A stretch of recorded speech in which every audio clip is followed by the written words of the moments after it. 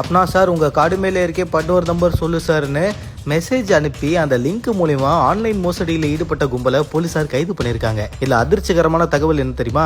22,735 sim card மட்டுமே இவங்க கிட்ட இருந்திருக்கு. 11 லேப்டாப், 19 கம்ப்யூட்டர், 292 செல்போனை பறிமுதல் பண்ணியிருக்காங்க. இரும்பு திரை படத்துல வர அர்ஜுன் மாதிரி இவங்க எக்கச்சக்கமான நெட்வொர்க்கை வச்சு பெருசா வேலை பார்த்திருக்காங்க. யார் இவங்கன்றத கொஞ்சம் விரிவா பார்ப்போம். கடந்த சில நாட்களுக்கு முன்னாடி காரைக்குடியை சார்ந்த முத்துக்கருப்பன்றவருடைய செல்போனுக்கு கடந்த மார்ச் 25ஆம் தேதி இரவு நேரத்தில் உங்களுடைய வங்கியை நாங்கள் பிளாக் பண்ண போகிறோம், உங்களுடைய பேங்க்கை நீங்கள் பேன் கார்டோட இணைக்கணும்னு சொல்லி ஒரு லிங்க் வந்திருக்கான். சரி, பேன் கார்டுக்கு லிங்க் பண்ணோம், எப்போவுமே எல்லாரும் சொல்கிறாங்களே லிங்கை பண்ணிடுவோம் அப்படின்னு அந்த லிங்கை கிளிக் பண்ண கொஞ்ச நேரத்திலேயே அவருடைய வங்கி கணக்குல இருந்து 99,000 ருபீஸ் ஆட்டையை போட்டிருக்காங்க. 99,000 ரூபாய் பணம் காணாமல் போன உடனே என்ன சார் நடக்குது ஒன்றுமே புரியலேன்னு முத்துக்கருப்பன் உடனே சிவகங்கை சைபர் கிரைம் போலீசார்கிட்ட போய் புகார் கொடுத்திருக்காரு.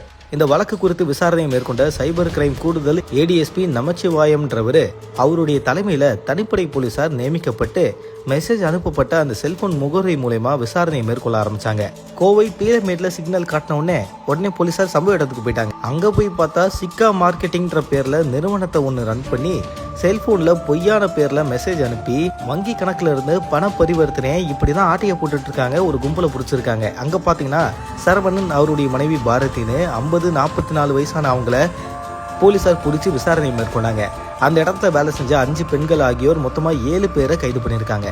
சரவணன் ஸ்டேஷனுக்கு கூட்டு வந்து நல்லா தீவிர விசாரிக்கும் போது சரவணன் கொடுத்த வாக்குமூலத்தின் அடிப்படையில எனக்கு பாஸ் வேற ஒருத்தர் இருக்காரு, அவரு தான் யாருக்கு மெசேஜ் அனுப்பணும்னு சொல்றாரு, அவரு டெல்லியில இருக்காருன்னு இவர் சொல்லியிருக்காரு போல, உங்களுக்கு பாஸ் மேல ஒருத்தர் இருக்காரா, அவரை போய் பிடிச்சிடலான்னு சொல்லி காரைக்குடி ஏடிஎஸ்பி ஸ்டாலினுடைய தலைமையில தனிப்படை போலீசார் மெசேஜ் லிங்க் அனுப்பி யாருக்கு அனுப்பணும்னு பேசக்கூடிய அந்த லீடரை டெல்லிக்கு போய் பிடிச்சிருக்காங்க.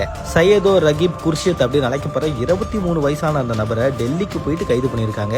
அப்புறம் சிவகங்கை டிஎஸ்பி மற்றும் இன்ஸ்பெக்டருடைய தலைமையில தனிப்படை போலீசார் சிம் கார்டு முகவரிகளான கோவையை சார்ந்த ராம்குமார், மேட்டுப்பாளையத்தை சார்ந்த வினோத்குமார், கோவையை சார்ந்த சார்னவாஸ், உமர் முகமது, பரத் பாலாஜி, ஜெயராம், மாரீஸ்வரன், பொள்ளாச்சியை சார்ந்த சந்தோஷ்குமார், தென்காசியை சார்ந்த மூர்த்தின்னு எல்லாருமே கைது பண்ணியிருக்காங்க.